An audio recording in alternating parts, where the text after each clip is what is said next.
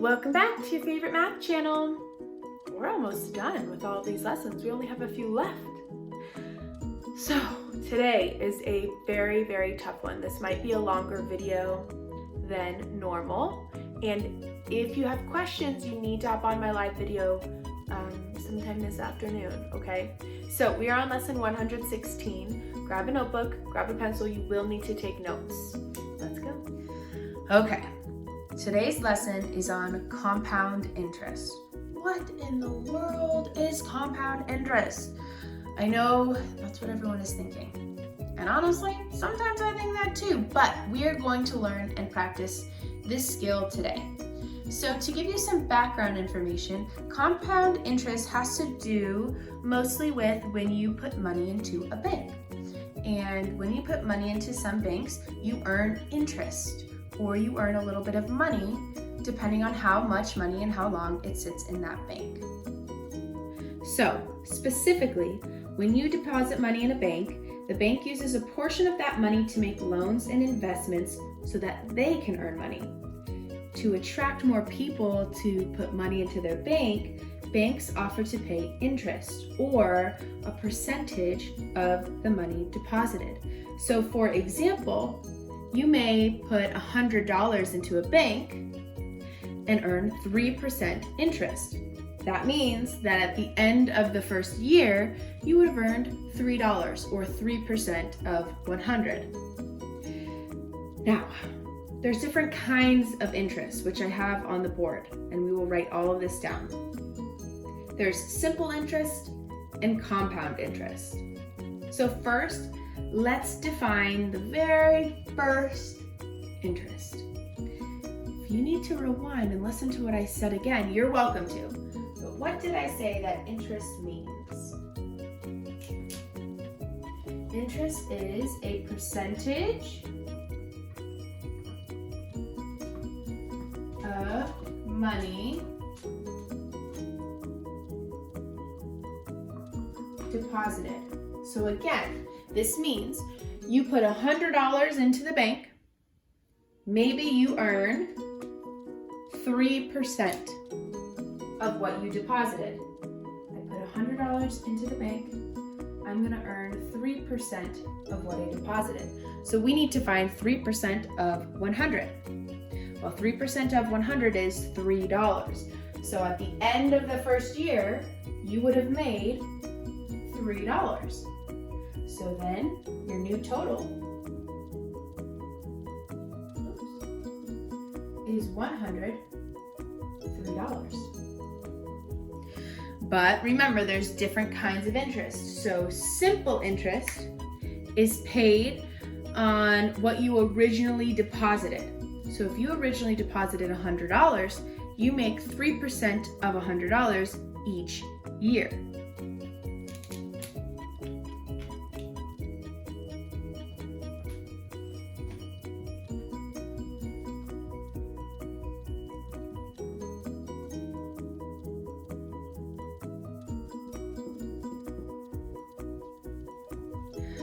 Compound interest changes with each year.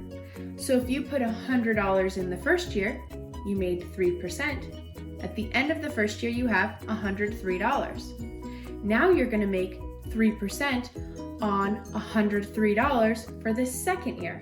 And each year, as you earn more, your percentage stays the same, but you'll get the percentage of the new amount in the account. So we can define compound interest as paid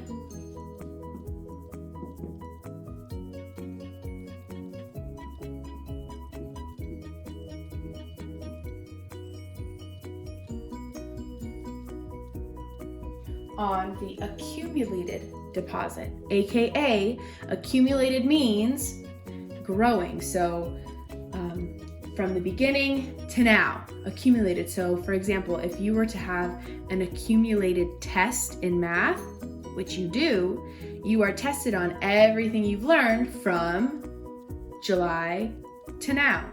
Kind of like the Easy Merit or the Galileo. You take those tests and they test you. It's an accumulated test. What have you learned throughout this year? Or maybe the Saxon tests will test you on everything you've learned from 3rd grade to now. So it's accumulated from 3rd grade to now over 3 years. Okay, a quick break because that's a lot of really confusing words. I'm going to recap. Compound interest. When you deposit money into a bank, you earn a certain percentage on how much you deposit. So let's say you put $10 in. What's 3% of $10? $3. So if you were earning 3% interest, by the end of the first year, you would have how much money in your account? $13, $10 plus the 3% that you earned. Simple interest means you only earn money on the original amount you deposited. So if you put $10 in, you might have $13 at the end of the first year, but you're only going to earn interest on the original $10. Compound interest means whatever money you made, you now will earn 3% on that. So if at the end of the first year you had $13, your 3% is now going to be of the $13, not of the original $10. Okay, brain break. If you are inside, get up, touch your toes 10 times, wiggle around, and take a seat. I'm waiting. Do it. Okay, let's slowly walk through an example. Mr. Vasquez opened a $2,000 account that has grown at 10% a year for 3 years. What is the current value of the account? So what do we know? We know he has $2,000 in a bank account. We also know that he earns 10%. And this is a compound interest. But we'll get to that in a moment. So let's find out how much money he made at the end of the first year. So we need to do 10% of $2,000, aka 10% times $2,000. So I need to make 10% either a fraction or a decimal. I'm going to go with decimal. Times 1/10.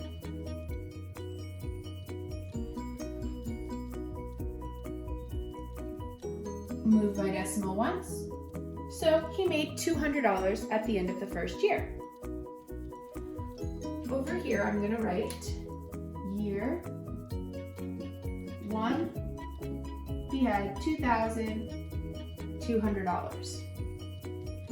Okay, so now I'm going to change what we know. Now we know he has $2,200. And because this is compound interest, he's going to make 10% on his new amount. So now we need to do 10% of $2,200.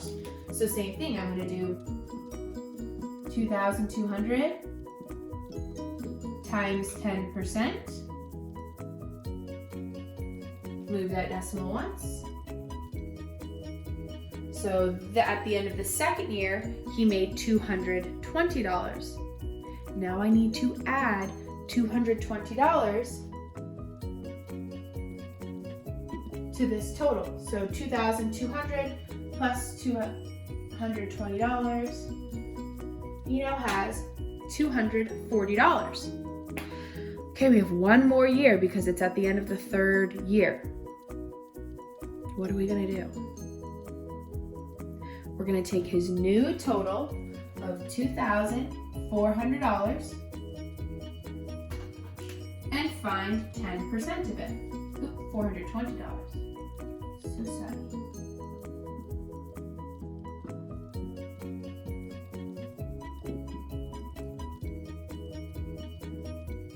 Move that decimal once. Okay. Now we're going to add $242 to the year 2 total to get our new. So 2,420 plus 242. So that's going to be 2,420 $62.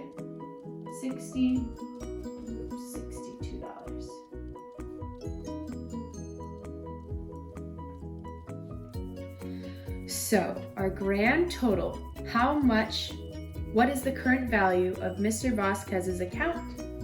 It is $2,662 at the end of year 3. Okay, I know that was wild, but it's actually all math that you do know how to do.